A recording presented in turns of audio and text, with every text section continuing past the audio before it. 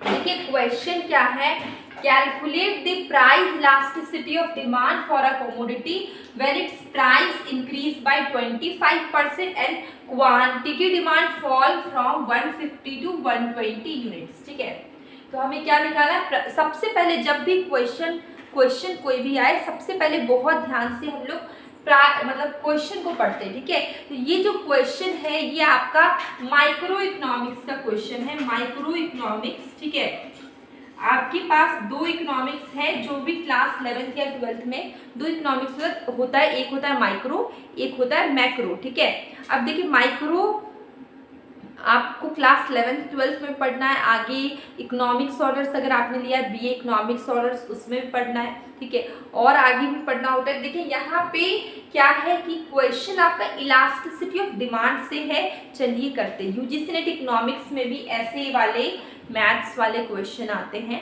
ऐसे problem solution वाले question आते हैं। मतलब इस तरह के क्वेश्चन होगा, 4 ऑप्शन होगा आपके पास, आपको सही आंसर को टिक करना होगा। ठीक है, तो सबसे पहले हमें क्वेश्चन को सॉल्व करना सीखना पड़ेगा, कैसे सॉल्व करते हैं। अभी हम फुल प्रोसेस में बताएंगे, सब कुछ लिखेंगे। ठीक है, तो ये सबसे पहले क्या है, गिवन, आपके पास क्वेश्चन में क्या क्या गिवन है। ठीक है, तो देखिए यहाँ पे हमें दिख रहा है quantity demand fall, quantity demand. ठीक है, क्वांटिटी डिमांड, तो ओरिजिनल क्वांटिटी डिमांड अगर हम बात करें, क्यू आपके पास क्या है 150, और 150 से फॉल करके और आपके पास न्यू Q1। ठीक है, न्यू क्वांटिटी डिमांड की बात करें, न्यू क्वांटिटी आपके पास क्या है, Q1 क्या है आपके पास 120। चेंज इन क्वांटिटी डिमांड की बात करें, चेंज इन क्वांटिटी डिमांड बहुत बड़ा हो जाता है ना, इसलिए हम पूरा नहीं लिखते हैं। चेंज इन क्वांटिटी डिमांड है आपका 30। ठीक है, चेंज इन क्वांटिटी डिमांड क्या है 30, original quantity demand 150, new quantity demand 120 और change in quantity demand is 30। ठीक है, अब देखिए जो पहले ओरिजिनल क्वांटिटी डिमांड था वो 150 था, उससे घट के 120 हो गया। ठीक है, 150 से घट के 120 हो गया, तो ये डिक्रीज हुआ, तो यहाँ पे क्या हो जाएगा माइनस। ठीक है, क्या होगा, फॉल किया है तो -30।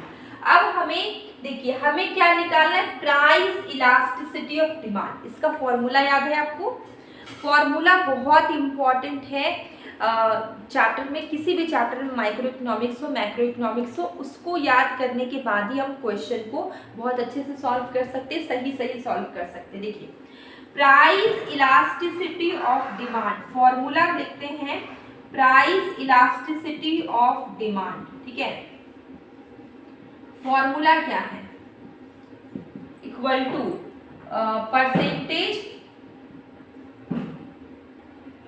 Change in quantity demand, percentage change in quantity demand upon percentage change in price. ठीक है, percentage change in quantity demand क्या होगा आपका, कितना चेंज आया। क्या हमारे पास क्वेश्चन में percentage change in quantity demand given है, नहीं है, सिर्फ हमें गिवन है परसेंटेज चेंज इन प्राइस। ठीक है, देखिए यहाँ पे कहीं लिखा हुआ है प्राइस इंक्रीज होता है 25% से। ठीक है, हमारे पास क्या है percentage change in price, question में गिवन है आपको, कितना गिवन है 25%। ठीक है, ये गिवन है, percentage change in quantity demand आपको क्वेश्चन में गिवन नहीं है। तो अभी हम लोग निकालेंगे percentage change in quantity demand. ठीक है, कैसे निकालेंगे, change in Q upon Q multiply में 100। ठीक है, अब चेंज इन Q कितना है, चेंज इन Q मतलब ये वाला, ये आपका चेंज इन Q ये है आपका। ठीक है, change in Q is -30, Q is 150, यहाँ पे हो जाएगा 100, 5 आया। अब यहाँ पे करेंगे 2 0। ठीक है, 20 आया। Percentage change in quantity demand आपका क्या आया, -20। कितना आया, -20। देखिए 30 150 काटे तो 5 आया, इधर से हमने कट किया 5 और ये 100 को तो 20 है, -20 होगा क्योंकि आप देखिए यहाँ पे -30 तो यहाँ पे क्या है, -20। अब percentage change in quantity demand हमने निकाल लिया है -20। अब परसेंटेज चेंज इन प्राइस का वैल्यू क्या गिवन है, 25। क्या गिवन है, 25 गिवन, ये इक्वल टू का साइन है, ठीक है, ये माइनस का साइन है। अब इसको कट करेंगे तो कितना आएगा, 25 और 20 को 0.8 आया, माइनस में आया, ठीक है, क्या आया, माइनस में आया। तो हमारा price elasticity of demand, price elasticity of demand, price elasticity of demand is equal to 0.8, वो भी माइनस में, ठीक है।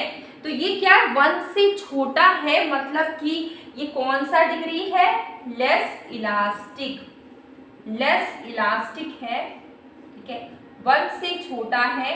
0.8 क्या है, 1 -0.8 है, 1 से छोटा है, तो ये क्या है, लेस इलास्टिक होगा, ठीक है।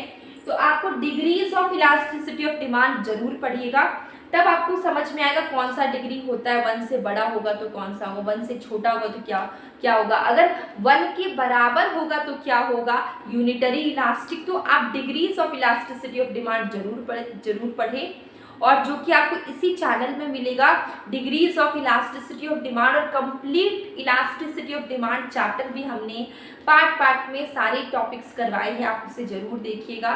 और ये वीडियो आपको कैसा लगा, आपको ये क्वेश्चन समझ में आया कि नहीं, आप बताइए। इसका आंसर होगा -0.8, प्राइस इलास्टिसिटी ऑफ डिमांड, जो कि लेस इलास्टिक है, ठीक है। तो डेली मैं शॉर्ट वीडियो में क्वेश्चन पूछती हूँ, कभी कभी शॉर्ट कंसेप्ट करवाती हूँ, उससे भी देखिए आपको काफ़ी हेल्प होगी। अब हम मिलेंगे एक न्यू वीडियो में।